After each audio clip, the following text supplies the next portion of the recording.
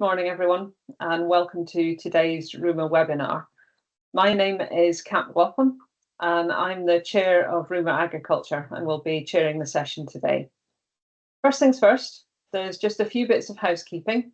This webinar is being recorded and it will be published on the RUMA website in due course. Please can I request that you mute your microphones and turn off your cameras for the duration of the webinar. That would be really helpful, and it would help to not create any distractions. We have a lot to get through and a lot to discuss today, which means that there won't be specific time for questions from the audience. But if you do have any burning questions, please feel free to add them to the Q&A function. And if we have time, we will answer a few. The chat function has been turned off. So as I say, it's just if you have some burning questions, please add them to the Q&A function. Our webinar today is entitled Opportunities and Challenges Influencing the Responsible Use of Medicine, and is the first in a series of 4 live webinars that RUMA Agriculture is delivering throughout November. The other webinars, if you'll just indulge me to quickly share details, are the future for vaccine availability for the UK animal health market, and that's on Wednesday the 12th of November from 11 o'clock to 12:30 p.m. And in that, we'll hear the results from the vaccine availability survey that RUMA ran earlier this year. And there's also a VMD presentation and a Q&A with the VMD. The next webinar is the RUMA Agriculture Targets Task Force 2 final report and the VARS report launch. And that's Wednesday, the 19th of November from 11 o'clock to 12:30 p.m. So that will see the release of the latest VMD's VARS report, plus the release of the final report in the RUMA cycle of targets. That's the TTF2 report. And then the final webinar is the RUMA Target Task Force 3 launch. And that's Wednesday, the 26th of November from 11 a.m. until 12:30 p.m. And at that, we'll unveil details of the 3rd cycle of sector targets. We, of course, hope you can join us at all of the webinars, but if not, as I say, they will all be available to watch again on our website in due course. So back to today, and our focus is on a panel discussion on the opportunities and challenges influencing the responsible use of medicines. And I'm delighted to be joined by a fantastic panel of experts. Just by way of introduction, I would like to ask you all to introduce yourselves and who you represent, and answer the question, what the responsible use of medicines means to you and your organisation from the perspective of your role. And I think I'll kick off with Abigail Seeger from VMD. Hi, Kat. Morning, everyone. Thank you so much for inviting me to be here. I'm Abby Seeger. I'm the Chief Executive here at the Veterinary Medicines Directorate, and I have, therefore, policy and operational delivery oversight for veterinary medicines regulations and antimicrobial resistance. In relation to the question, what does responsible use of medicines mean to me? I mean, I think the word responsible is absolutely imperative, but maybe from 3 specific angles. For me, one being protecting animal health and welfare, so that medicines are used when necessary and at the right dose and under professional guidance in order to maintain high health and welfare standards. Secondly, responsible use means preserving efficacy and reducing resistance to safeguard the effectiveness of medicines for future generations.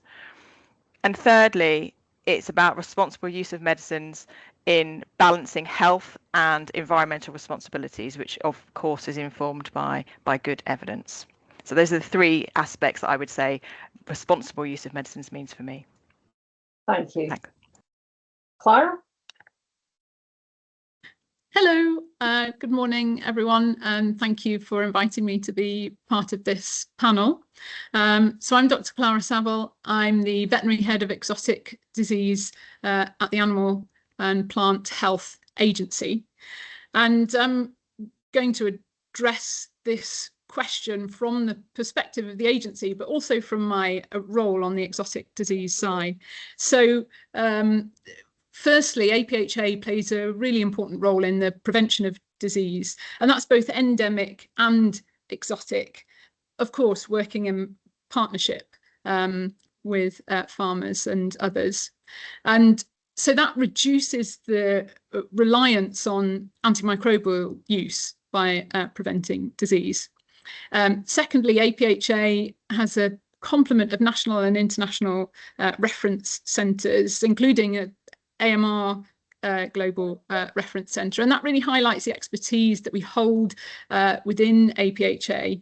And APHA conducts cutting-edge research on antimicrobial resistance, and this better equips us and others in tackling AMR and antimicrobial use.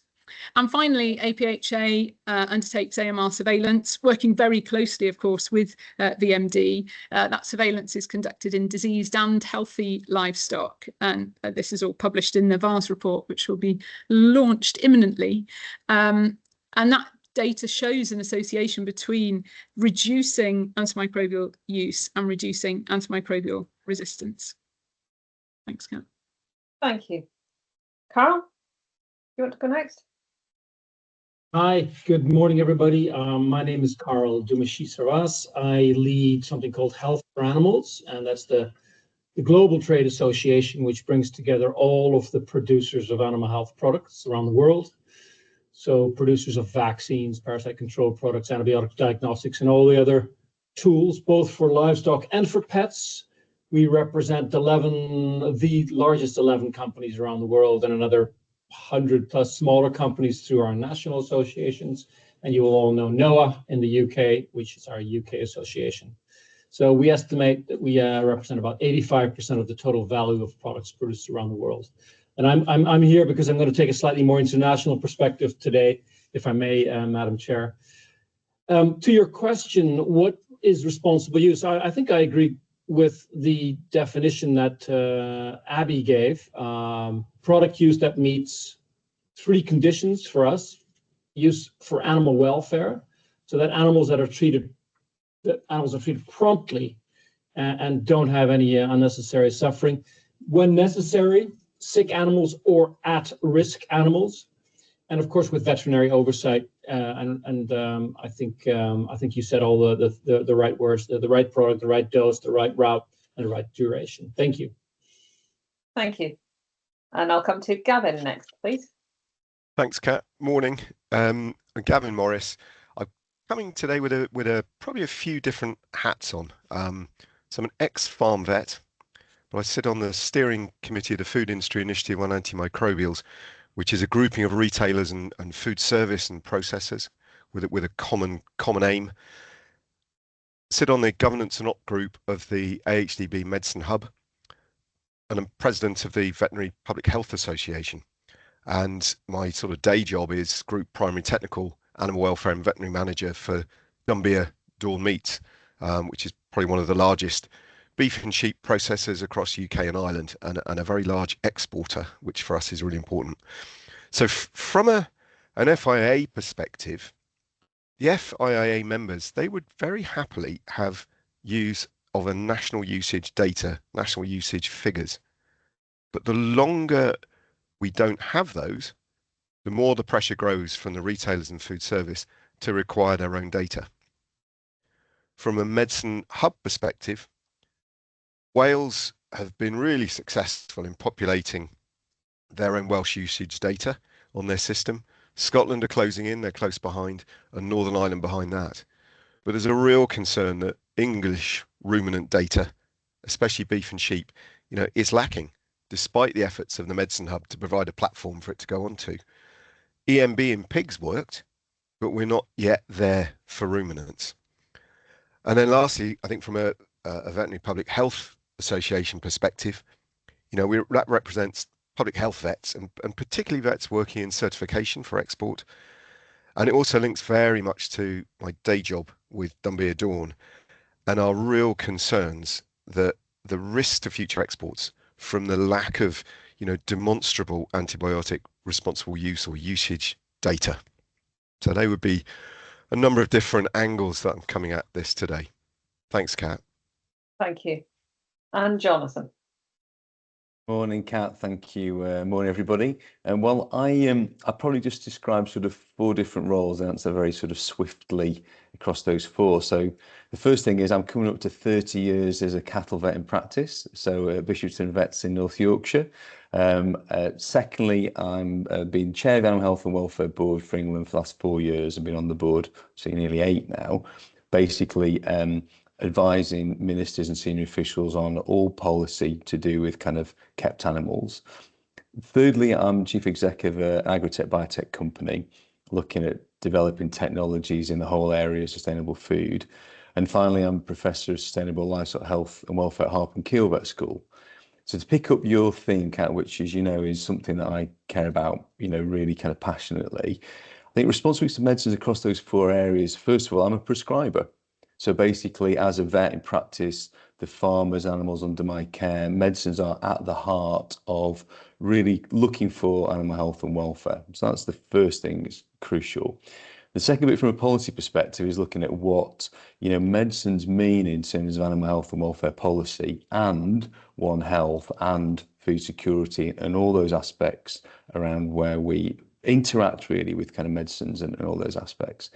The third bit is in terms of with RAFT is looking for technologies that actually allow us to innovate, for the UK to innovate and to prevent disease, to have healthier animals is really key. And lastly, from a vet school perspective, is actually looking ahead, the next generation. So education, embedding responsible use in medicines from year 1 for veterinary undergraduates, and also being part of kind of research in looking for really future innovation to actually have responsible use. Thank you. So let's get into some more of the detail. It's important to acknowledge that there are many factors impacting the responsible use of medicines in livestock. But what is clear is that the UK has been leading the way when it comes to responsible stewardship, and in particular its work to tackle AMR. And this has seen a voluntary 59% reduction in the use of antibiotics over the past decade. This has seen the industry focus efforts to the point that stewardship is now embedded into the daily work of the livestock industry. And whilst the responsible use of medicines is key to helping to protect the efficacy of all medicines and help reduce the prevalence of resistance, there are also other important factors associated with responsible medicine stewardship, be that for trade purposes, consumer confidence, to continue to demonstrate the UK's high health and welfare standards in farming, or to simply ensure good animal health in our enterprises, which helps drive efficiency. All of these are essential factors in making sure that UK farming is viewed as the best, as leading the way, and is recognised as a principal contributor and driving force in the battle against AMR. I think it's fair to say that the UK has real strengths, measurable reductions in antibiotic use and strong industry leadership frameworks and a national AMR action plan. But there is still an ongoing need for coordinated action to sustain responsible medicine use while protecting animal welfare. So let's now talk about the opportunities and challenges influencing responsible use. And I'll come to my first question. Gavin, we always talk about the UK having some of the highest health and welfare standards in the world. Do you feel that this statement is still justified? And does it offer us any opportunities or challenges? Thanks, Kat. Yeah, I think that's a really good question. And I think there's an awful lot of good practice and that we should be very proud of it across the UK. But I do think it would be perhaps wrong to think that no other countries also have high standards.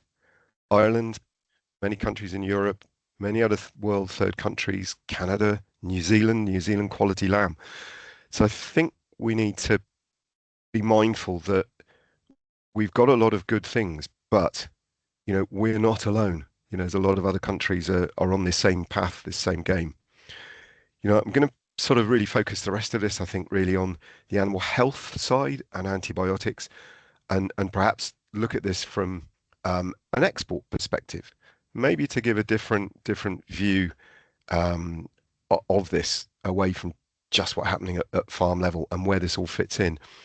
Huge volumes of meat and especially offal, is exported from the UK, and that trade's really, really significant for UK farming for now and in the future.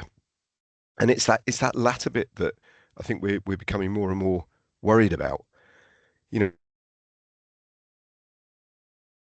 As a country, as you said, Kat, we think we're good on antibiotics and ruminants, but other countries are catching up. Other countries have caught up, and other countries actually probably are ahead of us. So we say we're good, but in some aspects, some sectors in the ruminant piece, we just can't quite prove it. We can't properly prove it. Some of our other proteins have the data, but in ruminants, we don't yet. Antibiotic use data, I'm sure many people know, it's now a legal requirement in the EU, and it is collected in increasing numbers from other world third countries, for example, Canada, and they're using it to support their trade efforts. So other countries have really grasped it. Exports are really important for them too. It's the success of their livestock and meat and farming industries. If other countries have the data, but we don't, our worry is that potentially going to become a blocker to export? Is that going to be a blocker to trade? If one country has and the other doesn't, commercially that becomes quite a bigger risk as the world evolves. International Meat Secretariat, the Secretary General, many people know, Phil Hadley, absolutely believes that this is a real risk as well. The world is changing, changing in ways that we can't predict. It's very unstable. Increased supplies are coming from all over the world. Eastern Europe, Australia, New Zealand, America, and a lot of it's of excellent quality. Those countries, and others, they are our direct competitors for our meat and our export offal markets. We're in direct competition for that. So we are leading, as Kat said, I think we are leading in lots and lots of ways. But that apparent reluctance at the moment in the ruminant sector for us is proving really worrying. Once those export contracts are lost, if they were to be lost, that's really hard to get them back. If you've lost it, you're struggling. You're not going to get those back easily. And commercially, I keep getting asked, what are we hiding? Why can't we show usage when other people can and more countries can? What are we hiding? We all think we're not, and we're not, but we're not showing it yet. So I think without our exports, the ruminant sector would look incredibly different. If that root of the meat and offal at the end of it is not there, all the rest of it just, that's going to struggle. It wouldn't be there in the same shape it is now. So I think really concluding, Kat, I think just thinking we've got the highest standards just isn't really enough anymore. We've got to be able to show it. So it is a real plea from the export sector that everyone does come behind, we come behind antibiotic use data, and really get on board for it. It's hugely important. Yeah, thanks, Kat. It's really that massive export piece and the health piece and use of antibiotics. I think that's critical for us. Yeah, and it's turning that kind of that anecdotal understanding that the ruminant sector has always been a traditional low user, but being able to prove it, that's the problem. I know. I think there's think about it as I'm talking. There's so much within the meat sector is audited to very significant degrees, customers and suppliers that we supply to. The level of audit and scrutiny is high. And if we've got this little hole here where we haven't got this data, it's hard to say to people that yes, it's all right, because they're saying, well, show us, prove it. Yeah. So. And Abby, as the regulator, what's your take on this statement about we have some of the highest health and welfare standards? Where do you think the opportunities and challenges might be with that as the regulator? Thanks, Kat, and thanks, Gavin, for your take on that as well. I think hopefully that the UK's trade strategy sets out that from a government point of view, there'll be no lowering of food standards, and we will uphold the high animal welfare standards. And we know that high health and welfare standard is really critical for tackling AMR. And as Gavin referred to, we're not the only country in the world who has a high standard, and that's where we want the others to be in order to tackle AMR. From that angle, that's exactly where some of our international work is focused. Kat, you said yourself, although I'm sure you knew I'd probably chuck it into an answer here somewhere, that we've got that 59% reduction in antibiotic use in food-producing animals over since 2014.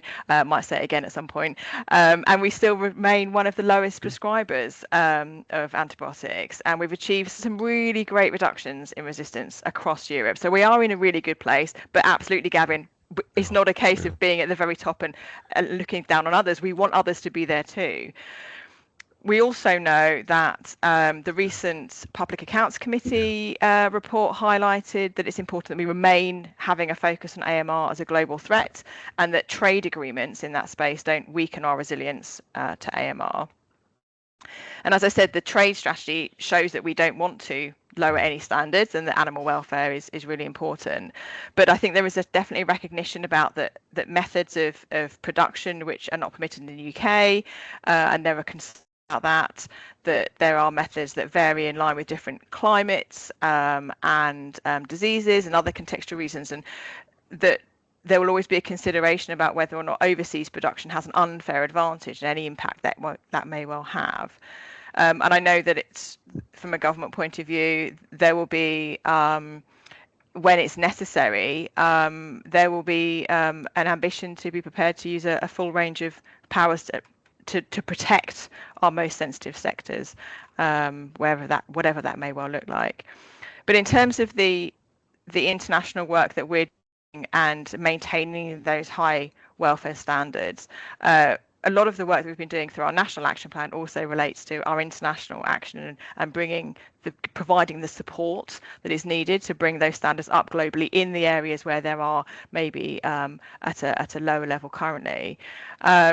And that, of course, sits alongside the SPS and AMR cooperation provisions in various trade agreements.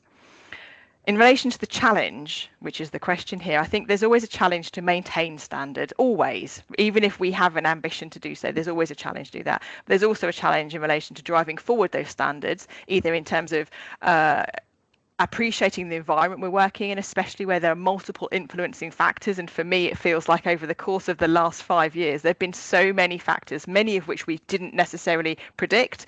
Some of them have been through political changes, shall I say. Some of them have been through environmental changes. Some of them have been through global geopolitical changes that we're having to factor in. With all of those challenges, though, any leader will tell you there's always an opportunity. And of course there is. An opportunity that, however, can feel challenging, perhaps for me right now, would be our maintaining ambition to improve our relationship with the EU, and maybe through the SPS agreement we can do that. We know that the EU's accepted that there will be a number of areas where we need to retain our own rules, and a lot of that is, of course, subject still to negotiation. But we've been clear about the importance of being able to set high animal welfare standards and support public health and support the use of new and innovative technologies as well in order to maintain that position. Okay. Thanks, Kat. Abby, whilst I've got you, we know how important it is for there to be a reliable access to and supply of all veterinary medicines. But of course, it is expensive to bring new products to market, and the process for licensing is not easy. Is the balance right, and where are the pinch points? And then I think maybe I'll come to Carl after I've heard what you think. Yeah, thanks, Kat. And hopefully you can see me. I've got a lovely bit of sunshine right in my face. I'm trying to move into the sun rather than the shade, so hopefully you can see me okay there. Yeah, I mean, I agree it is absolutely imperative that we have supply and demand that is balanced, and we know absolutely from a problem statement that has come to us through species groups over the course of the last couple of years in ever increasing number that balance is not always met. And that's why the VMD recently published our statement of intent, which another word for strategy, I suppose, for vaccine supply. But of course, the principles can be applied to all medicines. But we know the current feeling is that vaccines themselves are a group where that supply and demand balance is currently mismatched. I know we've got a whole other webinar on that, so I won't go into the detail of it all. But it's important that we recognise that where that problem statement exists, the reason for that problem statement. And we've been really clear through some of the communication we've done, either through surveys or through the roundtable, to understand where those pinch points might be. And especially for me as the regulator, if they are regulatory pinch points. We know that the industry, the pharmaceutical industry, is set up to service the EU as a region, and we therefore follow a lot of the international guidelines and data requirements that will help retain the UK as an attractive market for veterinary medicines. So we're doing a lot in the space that we are in now post-Brexit to enable that pharmaceutical industry to still thrive in what has been an ambiguous situation. We also know that some of the challenges are in relation not just to bringing products to market for diseases that we know about, but it's about emerging diseases, it's about novel technologies that we need to consider. How can we make sure that there is a space for innovation, that the UK is open to those innovative vaccine developments specifically, or any other medicine, and especially in a space where, if we think about what the animal health sector looks like now and will look like in the next 5 years, we know, for example, that there'll be more companion animals, there'll be more elderly companion animals, for example. So we just need to understand what that whole animal health sector looks like and where we can position ourselves as the regulator to enable that, so that there are the maximum number of products on the market and that they are available in the supply levels that demand is expecting.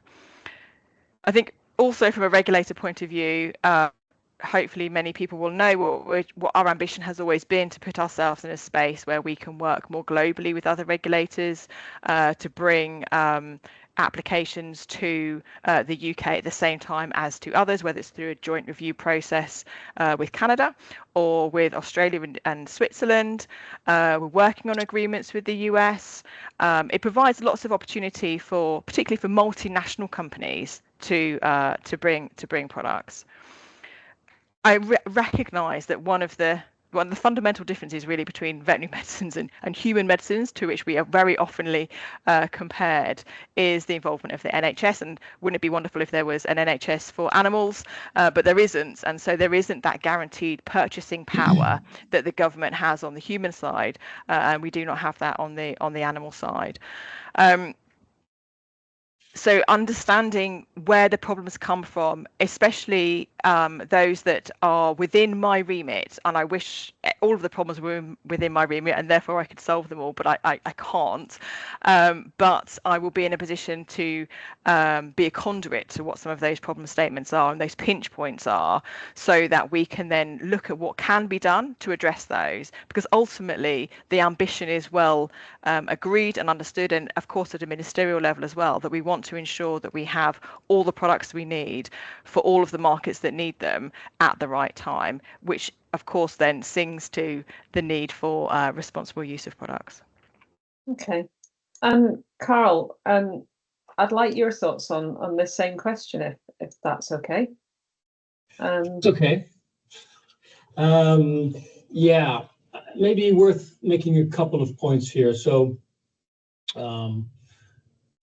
I think firstly, it's good to understand that very few companies take a solely national look. I think Abby alluded to this when we develop products or our sales. We need to have, nowadays, you need to have multiple larger markets to make it worth the investment.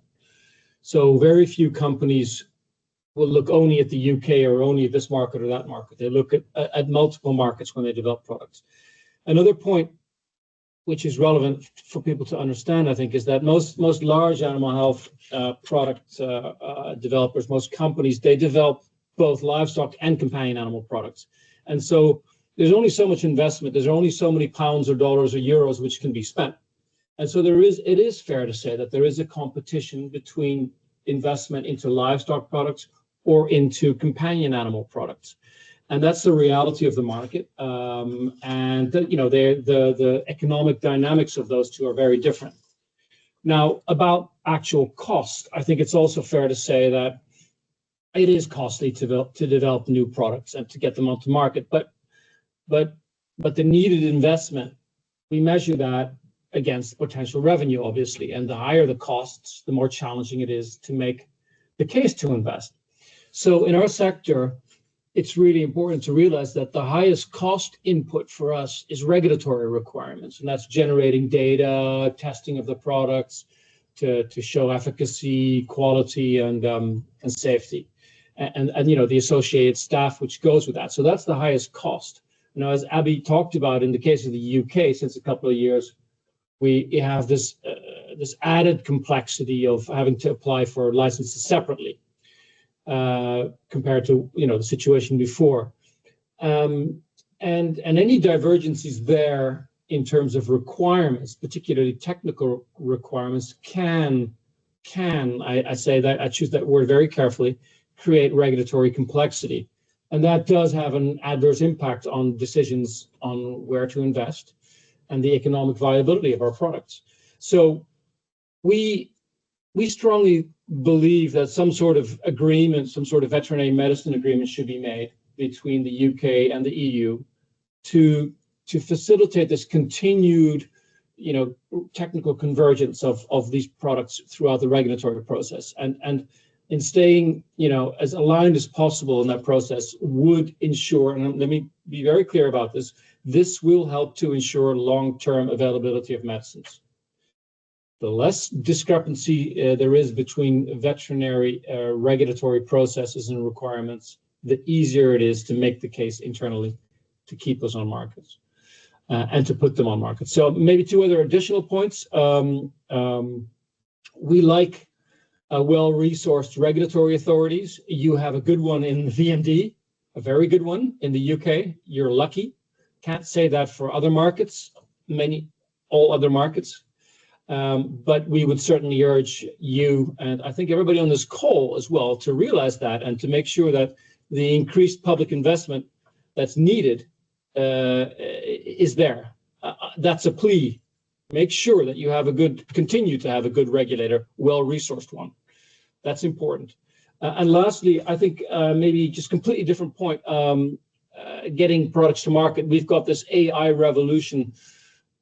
There are so many wonderful opportunities, both within our processes internally in companies, but also within the regulatory processes, to look at how, under human guidance, we can use AI to get products to market easier, faster, better, cheaper.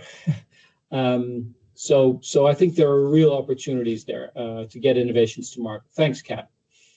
Thank you. So I suppose really, what we've talked about there is it's a bit around the supply and demand, isn't it? And part of that demand equation is looking at some of the other externalities that's developing as well. So just want to change tack slightly. And I'm looking at Jonathan, I think, first. Jonathan, how do you think the changing climate will affect our approach to medicine use? Thanks, Kat. There's so much here, isn't there? First of all, let's just think about what new emerging disease threats look like associated with climate change and the environment. We can think about very immediate examples of blue tongue. As we see, climate change brings vectors for disease that couldn't really thrive in our climate, that as that changes potentially can. So we see movement north, east, south, west from existing disease reservoirs, that things move. So I think climate change presents challenges if new emerging pathogens that weren't threats before become threats. And that means, therefore, demand for new vaccine development, for new therapeutics, for new preventative in particular. So I think that's particularly kind of key, isn't it, with things like insect vectors and emerging parasites. I mean, even to the degree that, in the east of the country, I didn't used to see liver fluke 20 years ago, basically in the east of England. And as things have got wetter, and we now see parasite challenges that weren't there are actually now kind of much more widespread. So I think we're going to see globally new emerging disease threats, as well as regionally and locally those changes. Parasites are very particular. Are we going to see kind of tropical, kind of parasite threats that we haven't seen in kind of, northern temperate climates emerge? So they all bring with them needs for new medicines, for innovation to produce both new vaccines, but also new therapeutics. But I think it goes beyond that as well, doesn't it? If we think about what, climate change can mean, whether it's flooding or drought, and in terms of antimicrobial resistance, if we look at what it means for spoilage and basically animals that are exposed to sewage and runoffs because of flooding, means that we get a whole interaction between animal and human and environment that comes with flood challenges. And in the same way, the opposite with drought, where we get heat stress effects on animals, but also on plants.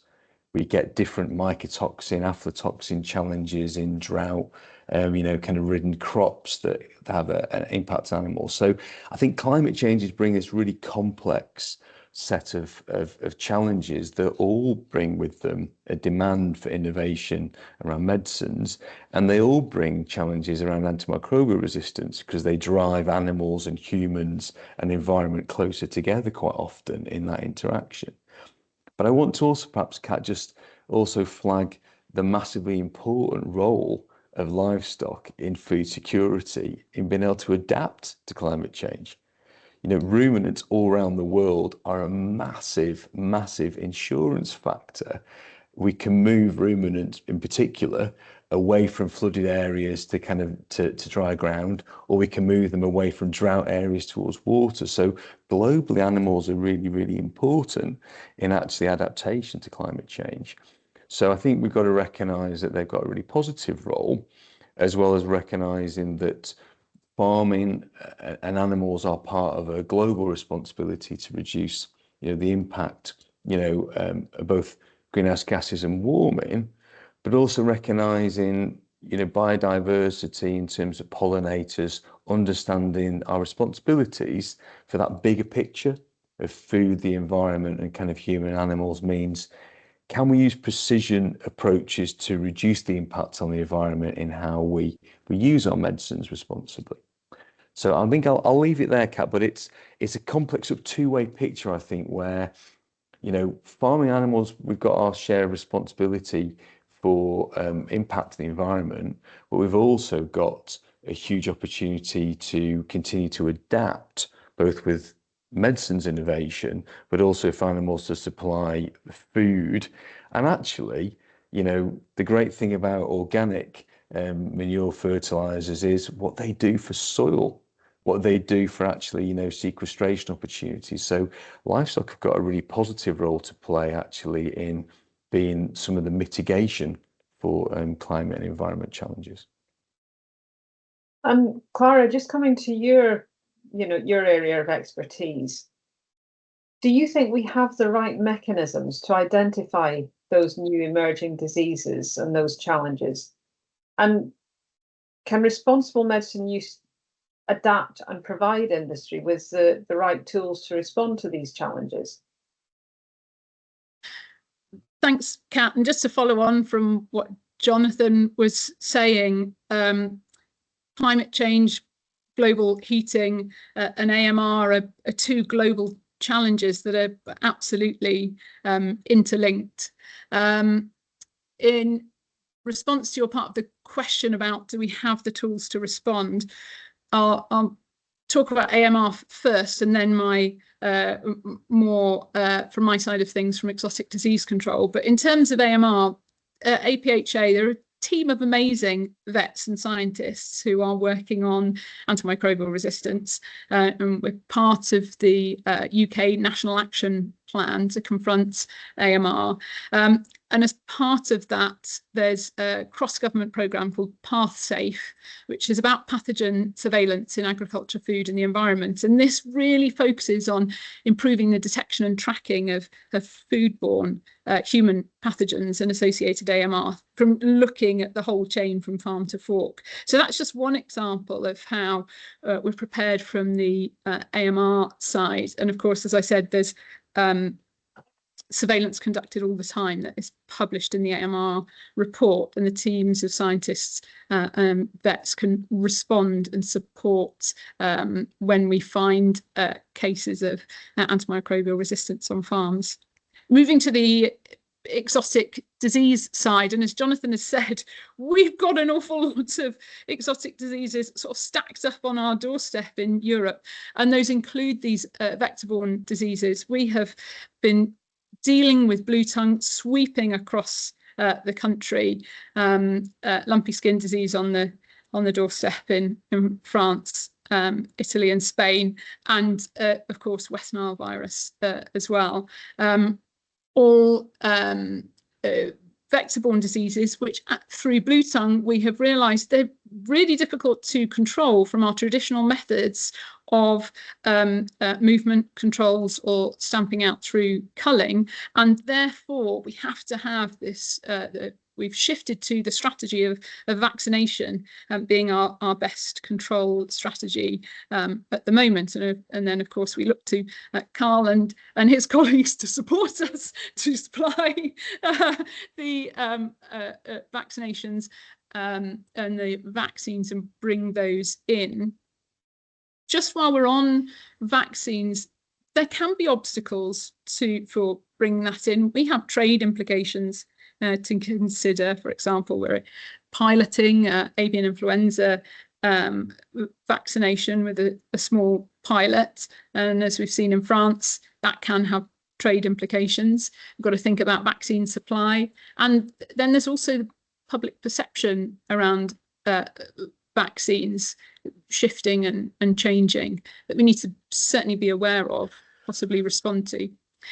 In terms of, do we have the mechanisms to respond to new and emerging diseases? Well, on exotic disease, we work to the contingency plan that really sets out clearly how we detect and respond. We've had a lot of practice recently with responses to avian influenza and blue tongue. It really is a well-oiled machine in terms of that response. And we have expert epidemiologists that I work very closely with in APHA who are tracking disease internationally, leading surveillance programs across the country. And my teams respond to any report cases. Detecting and responding to exotic disease early is really essential. And we have fantastic teams of vets and scientists who do that at APHA. But the National Audit Office report has stated that this is something that we need to work on in terms of our strategic long-term response, how we prepare for the next big one. And the constant response to avian influenza and blue tongue has meant that resources have been focused on that as an agency. The capacity to do both things has been noted by the National Audit Office that the capacity isn't there to do that. So that's something that we're working on as an agency to better focus on. I think also just looking at both exotic and endemic disease, the importance of biosecurity and how we can all work together as a team, really, and that biosecurity can really help with both exotic disease, endemic disease, reduce the disease burden overall, and therefore lead to less reliance and use of antimicrobial medicines. I'll stop there.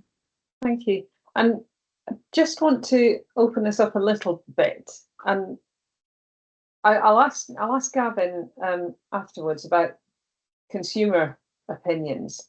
But I'm just thinking, I mean, there's you mentioned PathSafe, which I think is a fantastic initiative. You know, and so I would encourage anyone in the audience to go and have a look at, you know, and find out what PathSafe is and read up some of the information about it.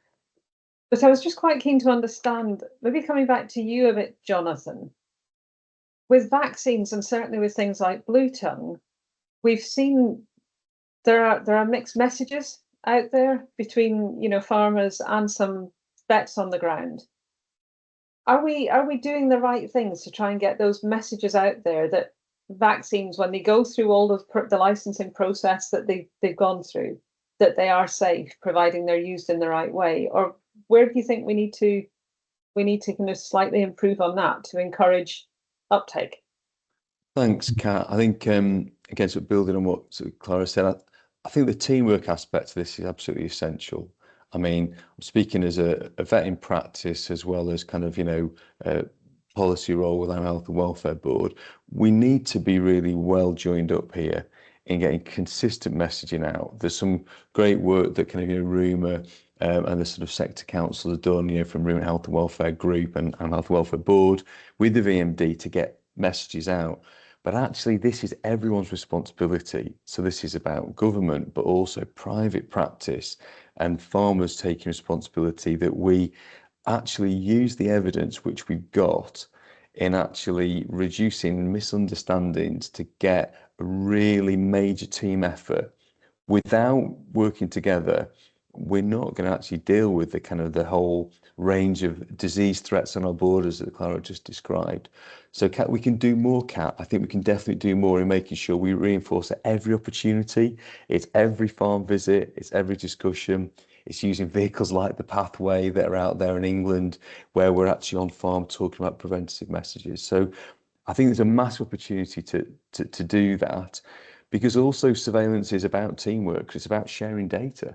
It's about basically, you know, making sure we flag those early warning signs and observations. So, you know, every single farmer vet discussion, every opportunity we've got is important here in both messaging about prevention, but also making sure we get the data we need for our overall kind of trade discussions and the early warning alerts. So massive team effort, I think, Kat, is key here. Okay. And Gavin, you're probably on the panel, you're probably the one that's sitting closest to the consumers as well, and understanding, you know, kind of consumer attitudes around all of this. So I was just wondering, do you think consumers understand what we're doing, and, you know, kind of the way that we farm, and, you know, the fundamental role that, you know, responsible use make? It's quite a question, really, to be honest. It really is. I think the perception is yes, but there's interesting things. For instance, the recent big euthanasia and welfare issues on farm that were all over the press really didn't do any damage to pork sales. So there is a piece within the public about how they view many of the aspects around animal welfare, animal health, production, antibiotics, etc. There are very, very vocal anti-meat groups out there, which most of us have sort of been exposed to, very much against meat, very much against intensive farming. And I think that's always an interesting one, you know, the definition around intensive farming. You know, intensive farming should and can and should allow for, you know, significant positives rather than it being an implied negative. You know, you put good resources in for biosecurity, housing, feed, genetics, vaccine programs, you do everything that's right, you know, focus together, that should ensure best animal welfare and best animal health at scale. And therefore hopefully associated with a low antibiotic use, you know, to go along with that. I don't think that message perhaps is shouted about, or perhaps not explained that well. possibly because every now and again there's a little bump in the road that comes up and that grabs the press, and all the other good work perhaps gets, not forgotten about, but it's harder to show it again. So, I think big, is not by default bad. That shouldn't be the case. It should be good. It can be very good, can be very efficient. I think maybe that does need messaging more. I think it's been really interesting with the response to Clarkson's farm. So many people are talking about it and continue to talk about it. It's like, oh, we never knew, that happened in farming, and it's been received in a very positive way. I think, it's done a really good thing. Something like that maybe shows a little bit more of intensive farming, bigger scale farming, and actually tries to show all those things I mentioned before, the efficiencies that can go in to make this can make it a very high quality thing. I think there was a thought somewhere around about perhaps should consumers perhaps be more aware of some of the legislation, or perhaps particularly the veterinary medicines regulations. But I have to be honest, and it's probably been this way for a long time. An awful lot of surveys show with consumers for retailers and food service, actually the significant trust by consumers is actually directly with their retailer and their food service companies. They trust them. The surveys keep coming back, and that level of trust is very, very high. They are, they're trusted to do it right. So I think that's an interesting way for us then maybe to think about is well, okay, if that consumer trust is there, how do we all put that bit to make sure that those retailers and food services have all the tools, the information, data that they need to be able to keep doing the things that they do and keep the consumer, trusting what they do. So I think, extending that, most retailers and food service are all members of FIIA, Food Industry Initiative on Antimicrobials. They operate to, a collective position and purpose on policy supporting, responsible use of antibiotics.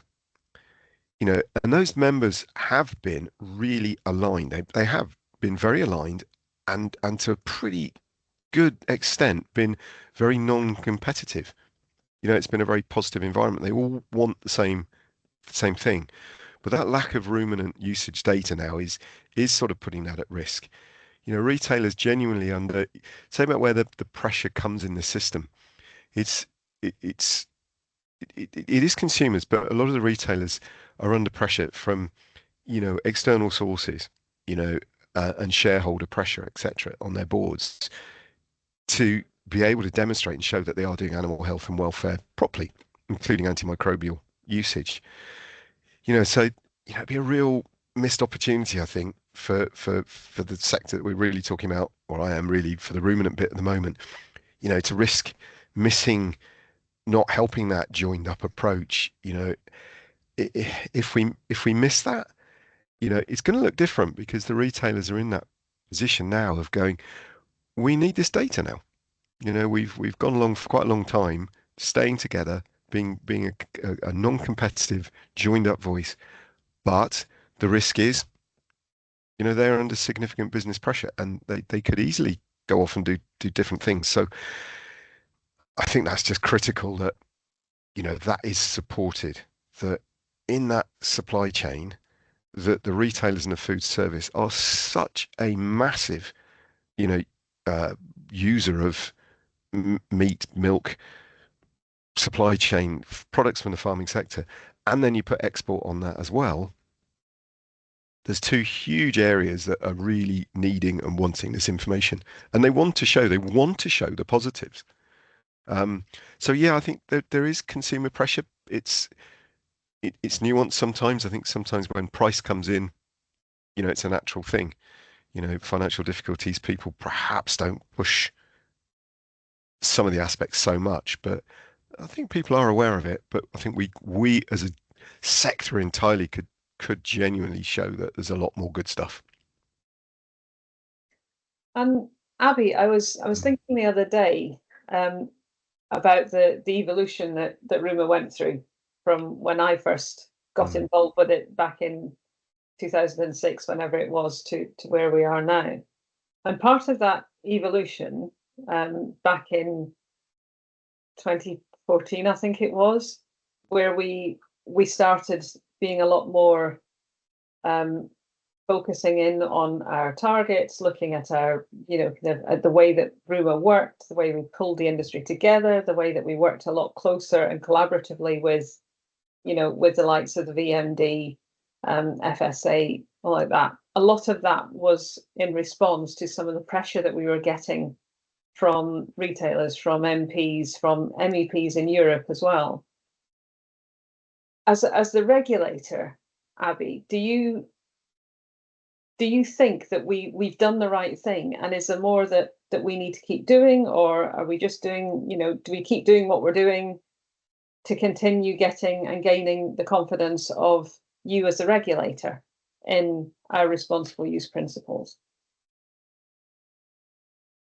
Thanks, Kat. I mean, I personally value collaboration. I think the VMD now champions collaboration as a regulator, which is actually maybe a little bit unique, as others tell me, although I feel that it is a way of working that is really important. And I think the increased knowledge of each partner, stakeholder, customer, whatever we might want to call ourselves, to each other, knowledge of our feeling on something, our ambition on something, our ability to deliver a thing, especially when that thing is in an agreed vision for what the future should look like, is really important. And I don't think that we can ever stop wanting to collaborate. I don't think we ever should stop collaborating.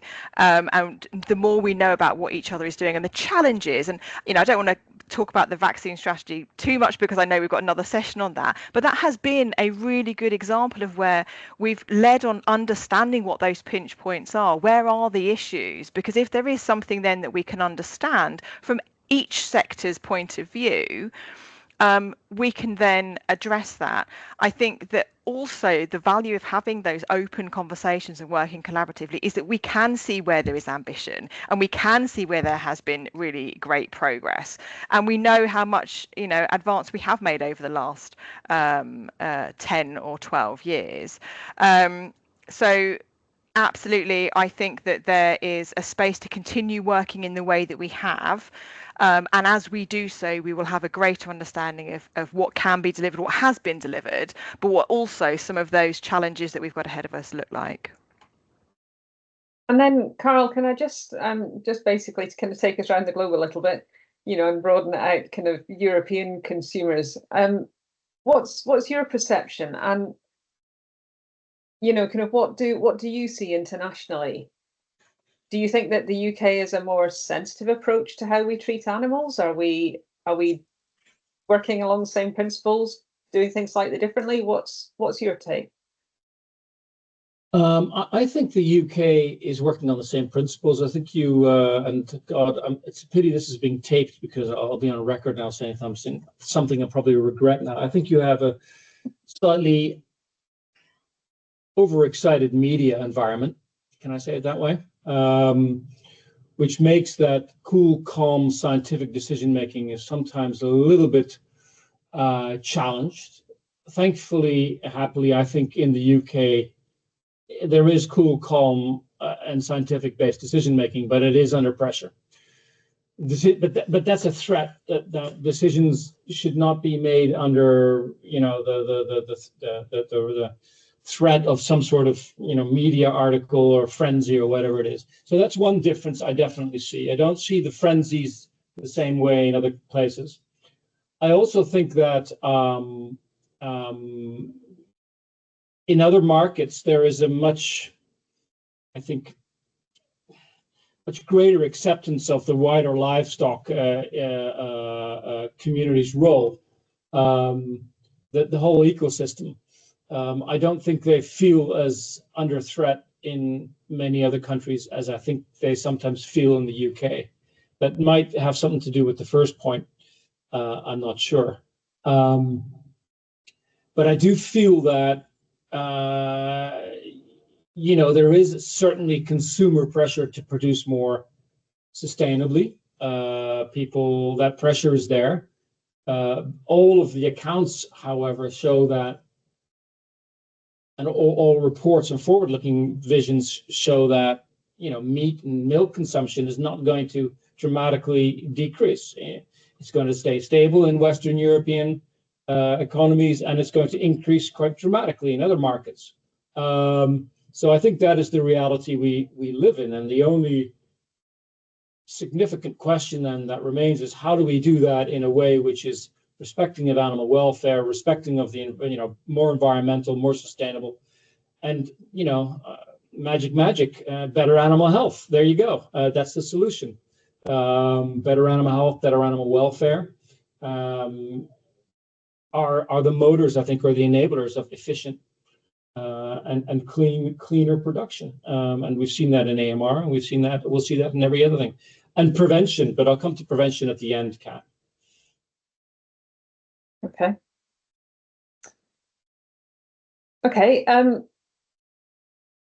Just changing tack then slightly again, and I'll probably come to Jonathan again on this one. Do you think there are opportunities to achieve more improvements in housing, nutrition, biosecurity to support our responsible use of medicines without compromising productivity? It's a good question. I think look, there's massive win-win opportunities here. I mean, disease is waste. Disease is waste in terms of food production, in terms of productivity of our farming industries. It's a hit on profitability. Farming sector is under an ever circulating round of pressures with the geopolitical aspects we talked around already, let alone uncertainties in terms of what climate change is bringing. So disease is waste. Disease is preventable opportunities, for actually saving the costs that go together with actually losses to do with disease impact. So I think the challenge is always about investments, because infrastructure and preventative medicines can often feel like insurance investments, where an immediate disease threat in front of you triggers a response, triggers treatment and therapy, but that's often after significant losses have occurred. So I think the win-win here, Kat, is absolutely around good nutrition supports good immunity, with our kind of kept, animals. It's so important in terms of making sure we've got resilience to disease from our kind of, herds and flocks. In the same way, good housing and management provides an environment where clean air, good drainage and good hygiene reduce the threat of disease. Good biosecurity in both global trading practices in terms of those exotic threats that Clara talked about, but also everyone's farm boundary, what we can do in terms of purchase stock, in terms of our gateways, in terms of our fences, we can keep disease out. They all reduce the waste of disease. But the things that we can also do is that we can invest in vaccines and preventative medicines. And by doing that in a farm-specific way, by doing that in a way where we are prioritizing those investments at farm level, that we are making sure that we're picking the right investments to make for each farm, we're going to reduce that productivity hit and make sure there's the best return on those medicine investments, but also those boundary, purchase stock and nutrition investments that are important. So I think it's a win-win here, Kat. I think there really is, that by doing those things that improve resilience to disease, they actually enhance productivity. And part of that is definitely using the vaccines which reduce not just exotic disease threats, but those key endemic diseases that really rob us of productivity. And I'm going to pick the obvious one in terms of BVD and cattle, because it's the one I'm kind of closest to. But we've got an immunosuppressive disease, which basically opens up animals to, lots and lots of other more severe diseases. And until we've got rid of that, we're carrying a millstone around that makes everything else harder. And when we've got programs like the Animal Health and Welfare Pathway that are actually funding farmer and vet specific planning, then actually we've got a lot of the tools here to put those win-wins into place. So I think farm specific, herd health, flock health planning, using structures like the Pathway in England, but also great programs in Scotland, in Wales and Ireland, we can do these things in a way that actually enhance productivity and protect profitability, because the waste of disease is the biggest cost in this, I think. And Gav, I'm just going to come to you. I was very struck by Jonathan with his disease is waste. I think it's a really nice little soundbite. And, kind of from your side, obviously, when you start and talk about waste, you start and think about kind of profitability, productivity, food security. So I just wanted to bring you in for your thoughts on that. Yeah, I think, a lot of that will come back in, if they're endemic disease, particularly parasitic diseases, you're looking at effects on livers, etc., when they come in to slaughter, and that's potentially just completely wasted product and food. It'll go as a byproduct. It can obviously lose value. It's not going into the human food chain for domestic or export. So I think the other factor that for me fits with this as well, which again is a big opportunity, and it really links into if you've got healthy animals and disease is waste, as Jonathan said, those animals are going to grow more quickly. They're going to finish faster. So their sort of gas emission footprint, however we want to measure it, is going to be much lower. So you've got that additional win, as well as not using antimicrobials. You've got a growth win, and you've got an environmental win at the same time. So it's just that natural thing. It all comes together. You've got a better finished product coming into slaughter, healthier animal, less waste at the abattoir, and faster to finish. So it's all good. It's very positive. And then Clara, just to bring you into this as well a little bit. What opportunities do we have from surveillance? Are we making the best use of the surveillance potential in the UK? To try and kind of deal with productivity, profitability, food security, animal health and welfare. So I just want to reflect on my time many years ago as a farm vet in the southwest, because we really are, with surveillance, we're so dependent on all of those vets and keepers of animals and farmers out there to work together, and to the boots on the ground, the eyes and ears for all of us to be picking up on any signs or signals of disease, whether that be exotic notifiable disease report case that they'll phone in very quickly, or a vet working with a farmer on insidious disease, might be BVD, that can then work with local APHA colleagues, take it to the veterinary investigation centre. You can work with, we've got species expert groups who work with vets to really try to discover what's happening and tackle that. So all of that information is so valuable, as well as the sort of surveillance programs that we put in place. As I've said, for AMR, one of those is that constant monitoring in healthy and diseased animals. But I think all of that information gathering from across the country really is so important. And as I said, working with international partners to understand what other countries are experiencing and how they're responding to those, because we're only as strong as our weakest animal health system. I'm pretty proud of the animal health system that we have here, as collectively as private vets as APHA, but as Abby was saying, the importance of working with international partners to support strengthening of their animal health systems as well. We might be an island, but really we're so reliant on others beyond these shores as well.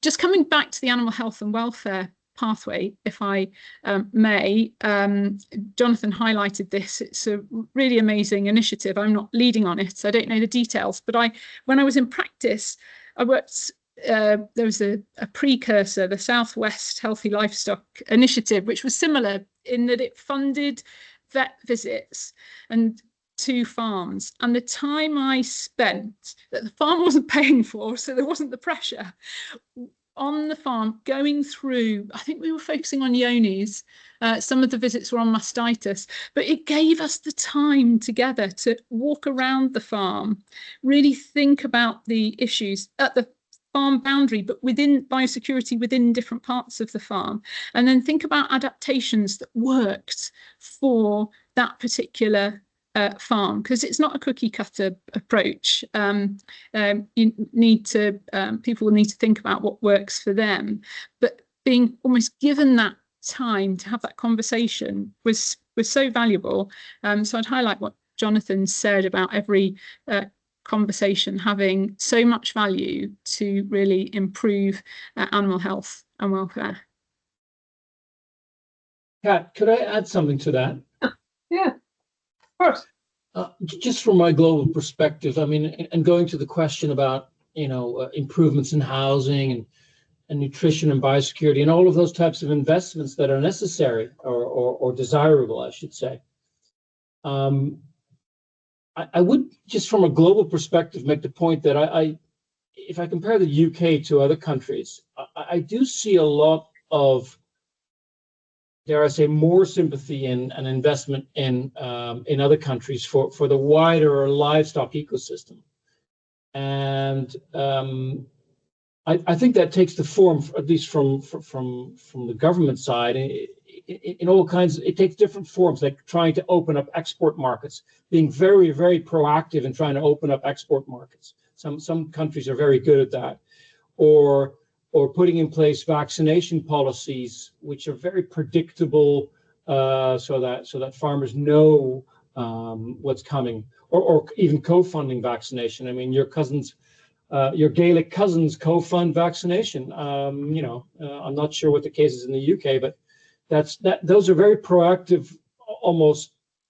policies facilitating on-farm investment flows, tax breaks, recognition, much wider kind of societal recognition of societal value of farming and livestock. These are things which I think really are opportunities also in the UK to support the wider livestock community, which plays not just a role in, I mean, I think you said it, Jonathan, food supply, but in a whole bunch of other areas, societal values, and community, rural development, all kinds of things. I think we need to look at that full wide package of things in that way.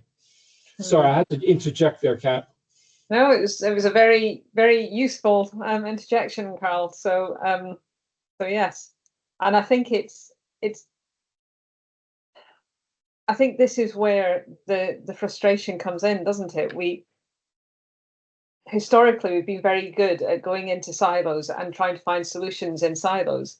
And actually, a lot of what we're talking about and a lot of what we're thinking, it's about opening up those silos completely and trying to look at the whole picture and seeing. So it's not really, an aspect being somebody's individual responsibility. It's that shared responsibility, isn't it? And that's farmers, vets on the ground, government bodies, regulators, parliamentary decisions, whatever. It should all be taken out of the silos and looked at in the whole, I think.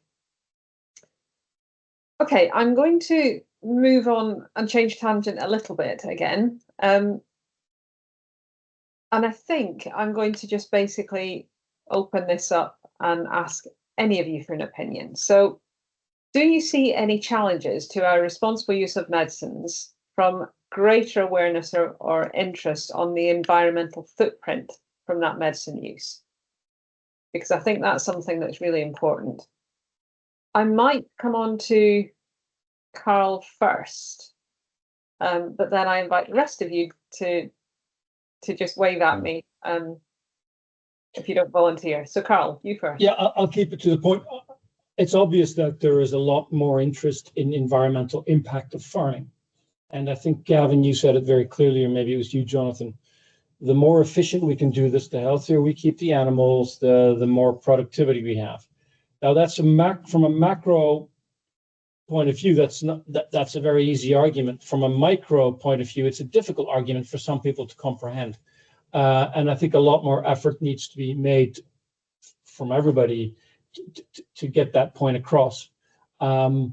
So, and there's all kinds of aspects to it. You know, antimicrobials is one, but you know, vaccine genetics, there's all kinds of stuff I won't go into now. We don't have time to go into now, but it's obvious that as a whole, the wider global and UK livestock community needs to do better. The tools are there. It's using these tools in a more efficient manner. Jonathan, you talked about a couple of diseases where you could, you know, if you treated those or prevented those, then you could have a great impact. So I'll leave it at that. Yeah, can I come this coming? I think following on from what Carl's saying, and there's a couple of thoughts really. I think the first thing is the environmental footprint means lots of different things. You know, we talked about, you know, the broad aspects of impacts, interactions that are warming, they are, you know, biodiversity, their land use change, their water, you know. So I think we just need to be quite clear about actually what environmental sort of impacts and footprints mean. So the first thing is that, you know, the diseases waste aspect is never truer, as Gavin talked about, in terms of efficiencies of production. You know, if we can improve what daily live weight gain is, you know, mobilizing the immune system to fight disease burns megajoules, you know, it reduces basically efficiencies of production. It therefore reduces how much food we actually kind of are able to produce on farm per, you know, ton of carbon. So there's actually a very, very clear benefit where we can just trade off the return on investment for the environment by actually better health. So I think that's really, really clear. We've got good numbers on that. We've got good metrics. The evidence is incredibly strong. I think it can be harder if we've got aspects of residues that might impact, you know, both our water quality, soil quality, and hit biodiversity. And I think responsible use is, in my view, very much about precision then. You know, can we make better use of diagnostics so that we're using the right products at the right times for the right farm? And can we use things in a more precise way? You know, reduce blanket use. We moved away from prophylactic use of antimicrobials to much more targeted use. And I think that applies to things like, you know, wormers and lots of other parasiticides, where if we've got precision use, we really will reduce a lot of the impact on the environment. But we've got to remember animal welfare is really important. And therefore, you know, this is about using as little as we can, you know, as we need, as little as we can, but as much as we need. And I think that's really important to recognise. So precision is, I think, important in managing residue risks and managing those wider things. We need the products, but we should use them in a precise way. Thank you. Abby, yes, please come in.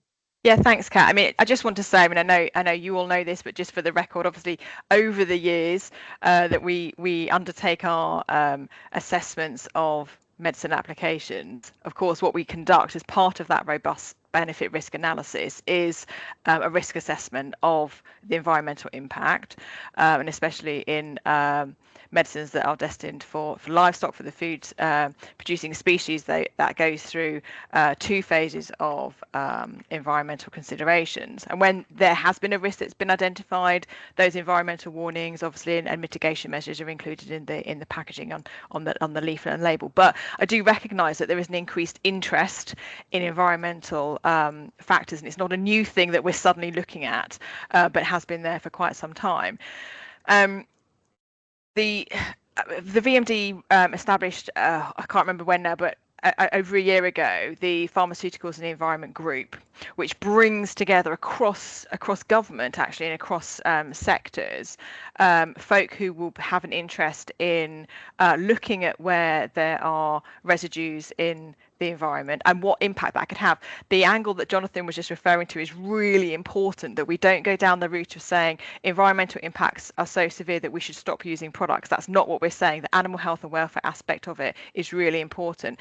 Currently, the Pharmaceuticals and Environment PI group is focusing on small animal medicines. That's where there had been the most concern, but obviously the future activities could go beyond that. The other thing I just wanted to say on the AMR angle is, obviously, it's really important that we think about those environmental dimensions, because that's why we take that One Health approach. That is the National Action Plan. It is One Health. We know that resistant bacteria can spread from animals to people and people to animals and through the environment. And I think an increased understanding of that through an interest perhaps in the environmental impacts is really of benefit to us to enable responsible use, enable limited impact on the environment, but to protect animal health and welfare. Okay, thank you. Now we've got one more question to put to you, and again, I'd like time for all of you to come in on that one. Just so before we come on to that question, I just want to remind people to sign up to the rest of the webinars. I think there will be a booking link will shortly be posted on the Q&A to this, but I just wanted to remind people to please sign up and register for the later webinars. And as I said before, all webinars will be available to rewatch on our website in the near future. So my final question to all of you, and you've been a great panel so far, so don't let me down, come up with some good answers. What single change would have the biggest long-term impact on keeping medicines effective for both animals and people? And Gavin, I'm going to come to you, please. I think it might be interesting to look at, I think it's from the point that many farmers are very engaged with this, and lots of people in the chain are, but potentially others maybe perhaps just don't necessarily know what they don't know. Put it that way, there's a lot of information in and around this whole topic. So I just wonder whether some form of perhaps a national animal health and welfare responsible use training program could possibly have quite a significant benefit. Bring everybody up to a level of knowledge on this topic. How that would be delivered, possible mechanisms, but yeah, I'd just be interested to explore that, to see that there was a program that everyone who farmed livestock had to do, in whatever shape that took. Okay, interesting concept. You asked for something different. I did. Yes, I did. Clara, I'll go with you next. Just in case. Thank you. I really think that focus on disease prevention is the first step, through improved biosecurity, vaccination, surveillance, but really doing that through teamwork, to whether that's to prevent and respond to exotic notifiable disease, or really working closely with your vet on tackling endemic disease. And APHA is a really integral part of that team. It might be locally getting to know your local vet investigation centre or APHA vet, or international partnerships, really learning from each other and how we tackle that. But I'd really want to focus on prevention. Okay, and I'll come to Abby, I think, next to answer, please. Thanks, Kat. I was trying to think of something really dramatic, but unfortunately, rather boringly, I think I'd follow on very succinctly from what Clara was saying, because I think there's not necessarily a single change. I think there's an enhancement and a continuation of what we're currently doing, and maybe the theme that we've talked about today around collaboration, around the importance of having really great surveillance, about having really great data that helps inform us whether or not the medicines that are currently being used are effective, and if not, what can we do about that? That will help increase that ambition to have safe and effective medicines available. But as I've said before, working together to understand what the pinch points would be, and that is through that collaboration, and we've already put that in train. So I suppose a change would be increasing the number of people who are working in that space and thinking in that collaborative way and bringing everybody along on that journey.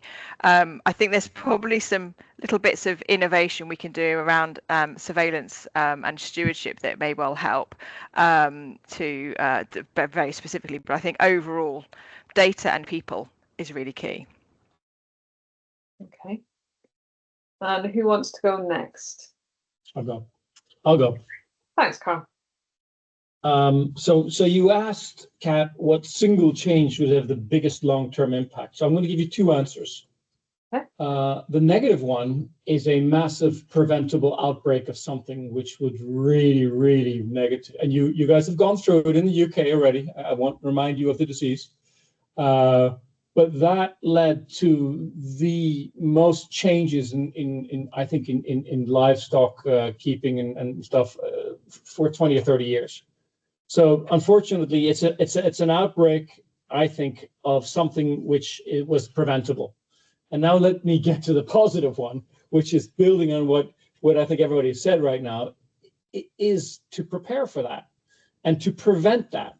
And what is needed for that is a quite fundamental mind shift change toward prevention.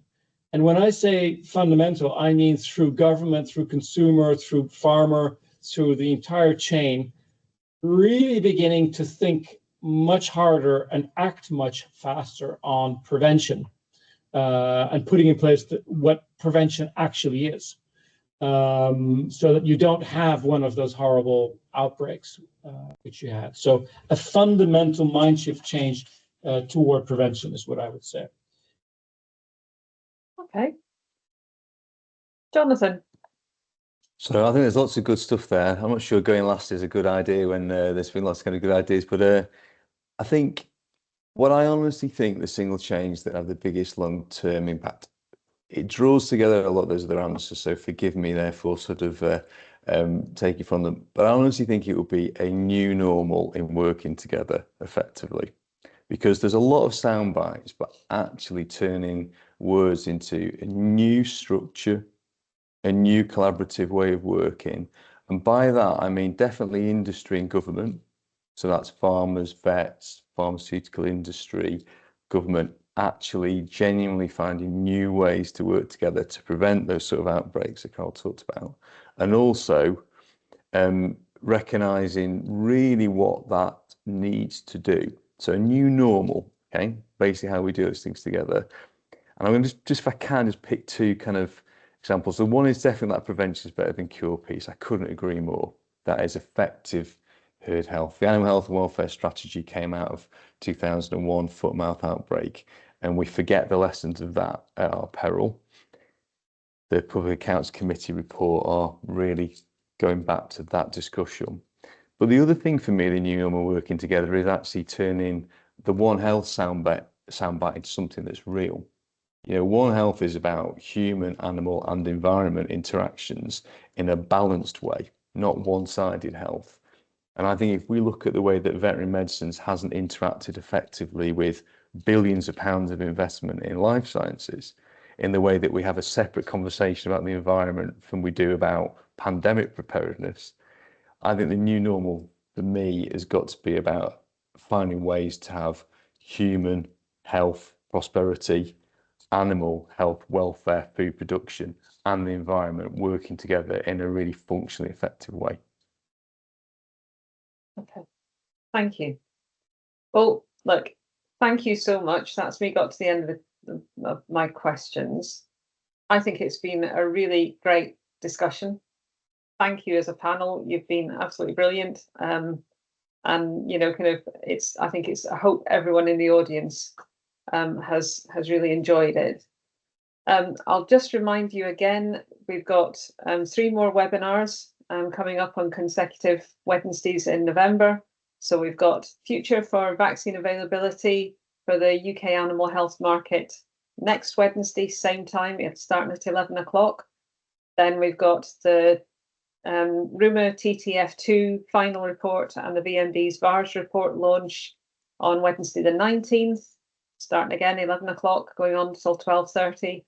And then the final webinar is the RUMA TTF3 launch, and that's looking at the unveiling of the 3rd cycle sector targets. That's Wednesday the 26th of November, again 11 o'clock to 12:30.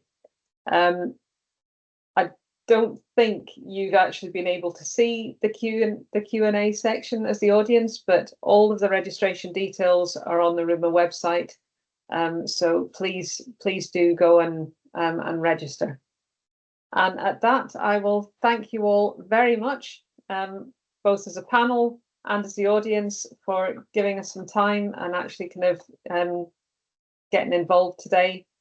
And I think at that, I will call the meeting to a close. Thank you all.